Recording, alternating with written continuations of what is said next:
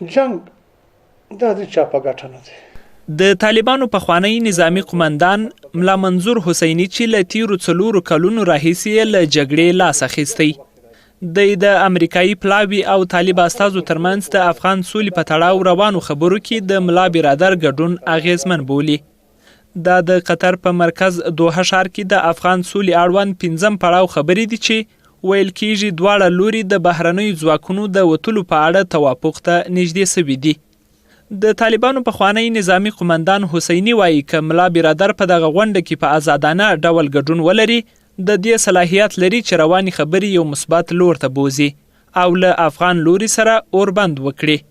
نو زه وجه ته بالکل 100% زه په دې اوس مطمئن یم که ملا برادر اخون په آزاده فضا کې سره د ملګرو د ژوند وکړي او په دې د سولې په پروسه باندې راګډ شي دا به راځي.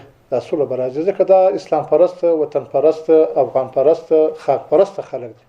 حسینی وایي روانې ټولې ستونزې د امریکا شتون پیښې کړي خو که بهرني ځواکونه له افغانستانه ووځي د افغان حکومت او طالبانو یو ځای کېدل به سخت کار نه وي. نو خو دا خو ښکاره خبره ده چې خبرې ګرځي د خارجیانو په لاس کې دي، د افغانانو په لاس کې نه دي. که د افغانانو په لاس کې دا چېرې دا اوس انتخابات چې اوس ګسه په نړۍ کې داسې سوي دي، په تاریخ کې داسې سوي دي. دا اوس انتخابات دي دغه کې دا اوس پارلماني انتخابات اوس تاییدلي چې د پارلمان نتیجه په 4 میاشتې کې معلومیږي نه. نو خدای چې دې چې خبرې د بل په لاس کې دي. که امریکایي ځواکونه ووځي طالبان بیا د دې ضمانت ورکولی سي چې د افغانستان خاوره به د امریکا او د هغوی د متحدانو پر ضد نه استعمالیږي. دغه د امریکا د چې کوم تاوان پیښ شو دا خلک په چیرې دغه ورسول دا چیرې راغله د کومه ځای څخه خلک راغله دا ولې خلک په افغانستان پورې تړي د دې ادرس معلوم دی ځای معلوم دی.